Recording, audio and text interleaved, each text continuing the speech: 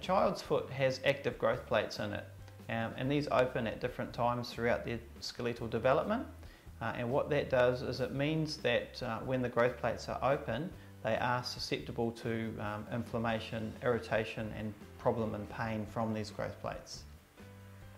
With children's feet, because the growth plates are open, it means that they are vulnerable to irritation and damage.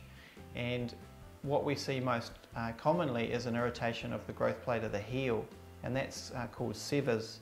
And it's the traction or the pulling that is caused from the Achilles tendon and the calf muscles that tends to disrupt and annoy this growth plate. And it can become really painful and cause a lot of discomfort for kids.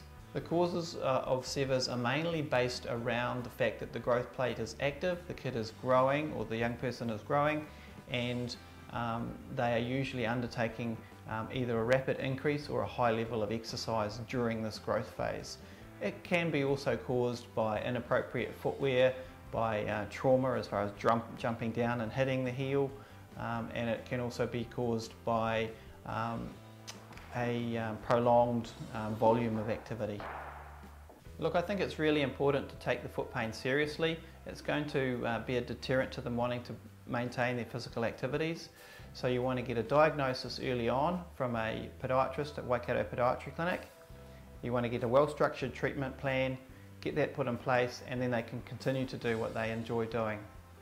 Buying shoes for children is always a little bit difficult, and what you really need to do is first and foremost make sure that they fit properly.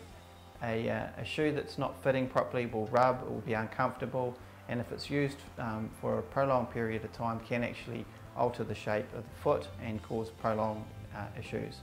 I think from school shoes wise, there are some quite rigid requirements sometimes around school shoes, but if there are genuine problems, then usually the schools are very open to working with us to provide solutions. So come in and see us at Waikato Podiatry Clinic and we can make sure that we get the best outcome